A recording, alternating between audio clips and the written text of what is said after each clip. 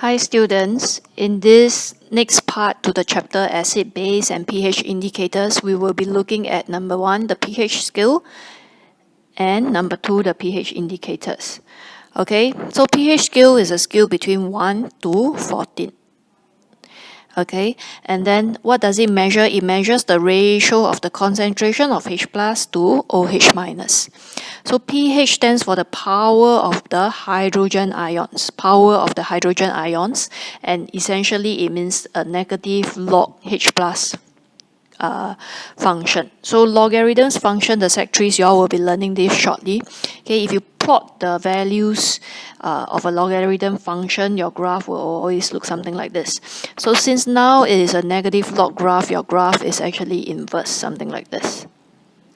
Okay, this graph essentially what it means, if I have high H plus concentration over here, my pH will be very low. Okay, if I have low H plus over here, my pH will be slightly higher, for example. Okay, somewhere here. Yeah. Okay, but these we are all talking about the acids. Okay, so acids, you know, they dissociate to give H plus. So my H plus will definitely be more than my OH minus. Okay, so what happens conversely if I have high OH minus in your alkali? Okay, if I have high OH minus in your alkali, this one will actually means there's low H plus, much lower than acids. So this kind of condition is your alkali conditions, and then your alkali conditions, because your H plus, the ratio is less than 0, so your graph will be, values will be somewhere here. Okay, so in another words, what we are trying to tell you is high H plus, these are all low pH. This is a strong acid because they dissociate completely. So pH 1, 2, 3, these are all strong acid. Your HCl, H2SO3, HCl, H2SO4, HNO3, your hydrochloric acid, sulfuric acid, nitric acid, these are all strong acid, complete dissociation. Okay, when your pH is 4, 5, 6, because of partial dissociation, there's low H plus concentration. So the pH is a little bit higher. The pH will be 4, 5, 6. pH 4, 5, 6 is for weak acid. For example, your ethanoic acid, CH3COOH. Okay, pH 7 is neutral. So pH 7 is neutral because my H plus is equals to my OH minus. So when my H plus and OH minus concentration evens out, that's your water when you balance out the charge. Okay, we have alkaline conditions. So alkaline conditions, my OH minus is higher than my H plus.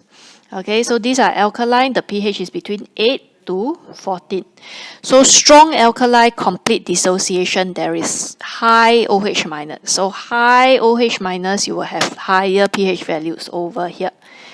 Okay, and then weak alkali like your aqueous ammonia, right? Okay, they dissociate partially, so your pH values will be a little bit lower.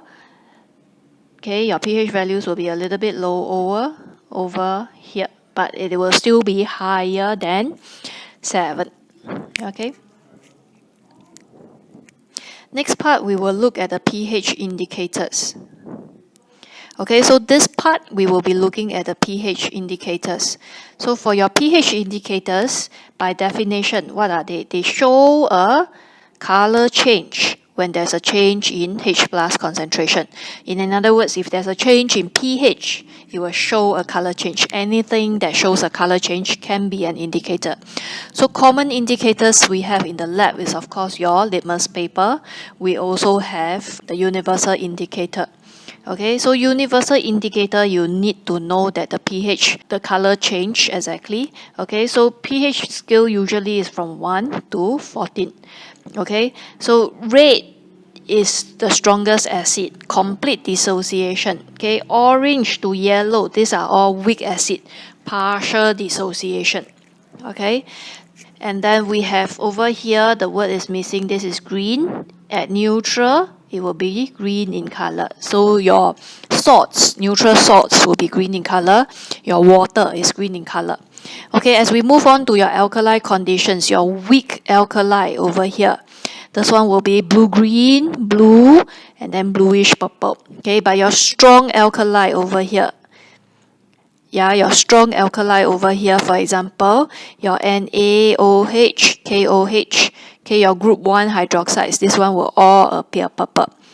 FYI, good to know, original color of UI is actually brown. So otherwise, we can also use a pH probe. pH probe is like your digital thermometer. You put it inside the solution and then you take it out. It will just tell you a pH reading. Okay, litmus paper over here, red is acidic, blue is alkali. So you have to use your red litmus paper to test for your alkali, it will turn blue.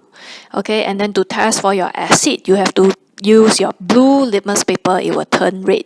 And then please remember for your litmus paper, it must be moist because acid and alkali, they dissociate in water. If it is dry, there will be no dissociation. There's no H plus ions. It cannot give or it cannot change the colors of your indicator.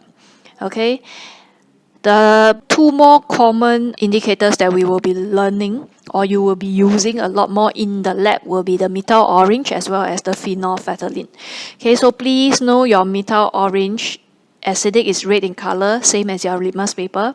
When it is alkali, it is yellow.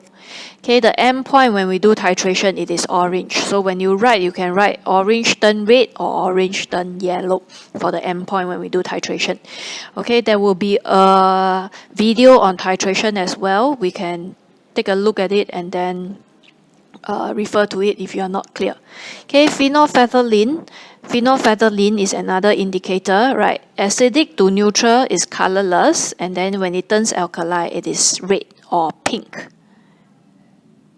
Okay, so this table summarizes the common indicators. Okay, for those doing pure science, it will be good, and IP students, yeah, it will be good if you can also remember the color change for your screen methyl orange and your bromo thymol blue.